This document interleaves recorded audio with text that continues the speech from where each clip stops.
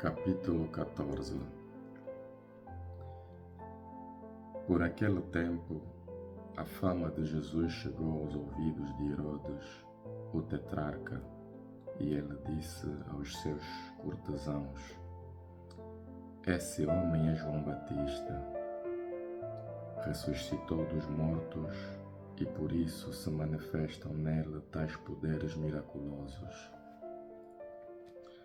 De facto, Herodes tinha prendido João, algemara-o e metera-o na prisão por causa de Herodiade, mulher de seu irmão Filipe. Porque João dizia-lhe: "Não te é lícito possuí-la." Quisera mesmo dar-lhe a morte, mas teve medo do povo, que o considerava um profeta. Ora, quando Herodes festejou o seu aniversário, a filha de Herodiade dançou perante os convidados e agradou a Herodes, pelo que ele se comprometeu, sob juramento, a dar-lhe o que ela pedisse. Induzida pela mãe, respondeu: "Dá-me aqui num prato a cabeça de João Batista." O rei ficou triste, mas devido ao juramento e aos convidados, ordenou que lhe a trouxessem e mandou decapitar João Batista na prisão.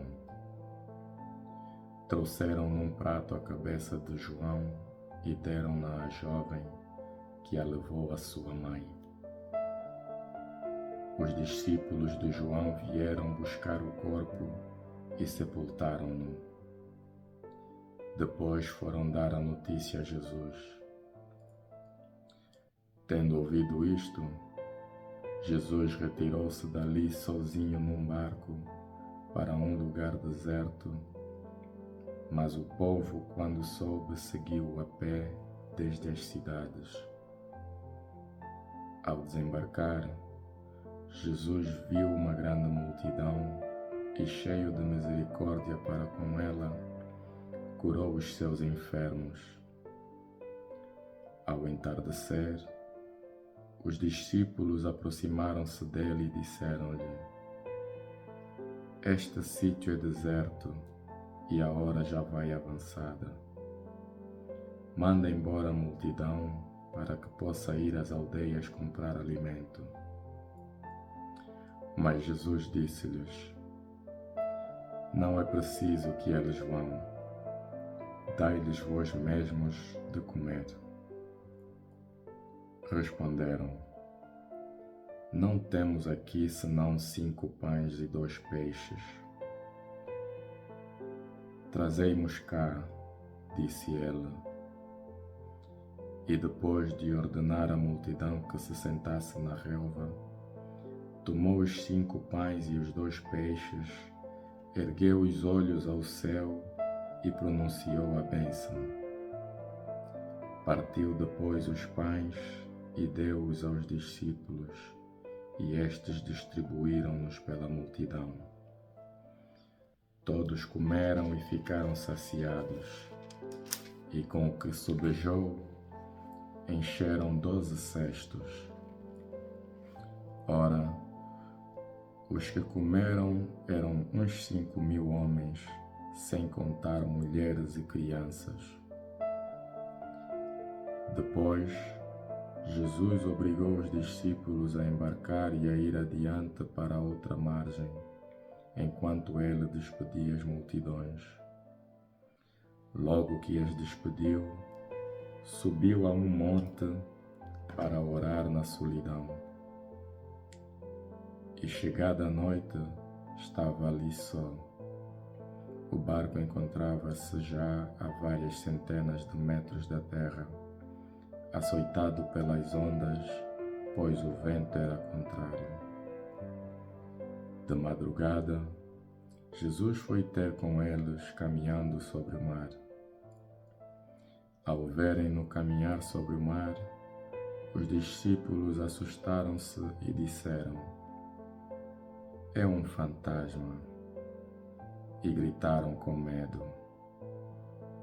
No mesmo instante, Jesus falou-lhes dizendo: Tranquilizai-vos, sou eu, não temais.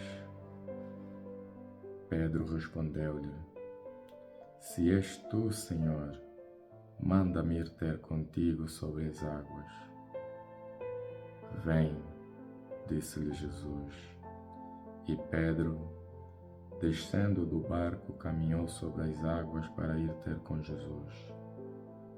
Mas, sentindo a violência do vento, teve medo e, começando a ir ao fundo, gritou: Salva-me, Senhor! Imediatamente Jesus estendeu-lhe as mãos, segurou-o e disse-lhe: Homem de pouca fé, por que duvidaste? E quando entraram no barco, o vento amainou. Os que se encontravam no barco prostraram-se diante de Jesus, dizendo: Tu és realmente o Filho de Deus.